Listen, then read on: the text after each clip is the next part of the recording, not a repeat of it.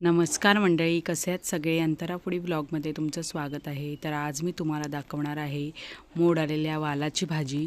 तर इथे मी वाल छान मोड काढून घेतलेले आहेत. इथे बघू शकता, साफ करून आणि घेतलेले आहेत. आणि त्यामध्येच 2 बटाटे घेतलेले आहेत मीडियम साईजचे. तर इथे बघू शकता. तर आता मी फोडणीसाठी साहित्य घेतलेलं दाखवते. गरम मसाला आहे, भाजकं वाटण आहे, टोमॅटो बारीक चिरलेला, कांदा बारीक चिरलेला, हळद, घरगुती लाल तिखट आणि मीठ. तर चला, इथे मी पातेलं गरम करत ठेवलेलं होतं, त्यामध्ये घातलेलं आहे तेल. आणि तेल गरम झालं की लगेचच मी त्यावर कांदा घातलेला आहे.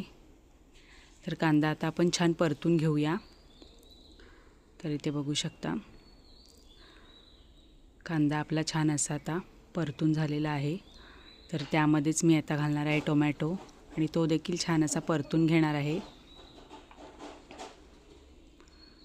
तर इथे टोमॅटो देखील छान असा आपला परतून झालेला आहे. तर त्यामध्ये मी आता घालणार आहे भाजकं वाटण आणि ते देखील छान असं 2 मिनिटावर परतून घेणार आहे.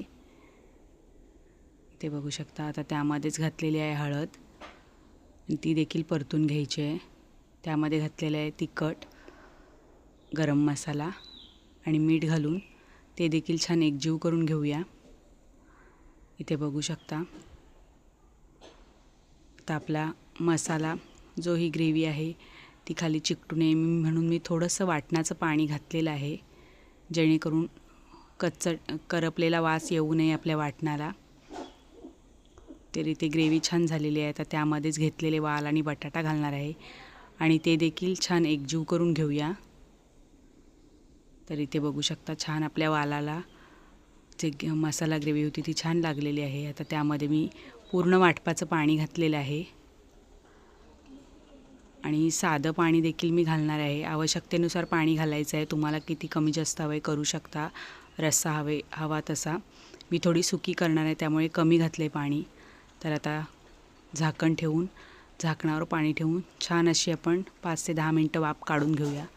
तर इथे 5 ते 10 मिनटं झालेली आहेत आणि इथे बघू शकता, खूप छान अशी भाजी आपली झालेली आहे.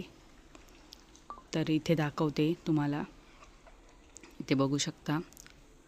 तर मी आता चमच्याच्या साहाय्याने एक बटाटा कट करून घेणार आहे. इथे बघू शकता, तर बटाटा सहज आपला तुटतोय आणि वाल देखील छान असे शिजलेले आहेत. इथे बघू शकता.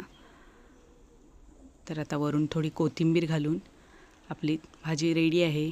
तर इथे मी एका बाउलमध्ये ही भाजी काढून घेणार आहे. ते बघू शकता, खूप छान अशी आपली भाजी होते आणि पावसाळ्यामध्ये खूप छान भाजीला चव देखील छान येते. तर नक्की करून बघा आणि कशी वाटली माझी रेसिपी कमेंटमध्ये मला नक्की सांगा.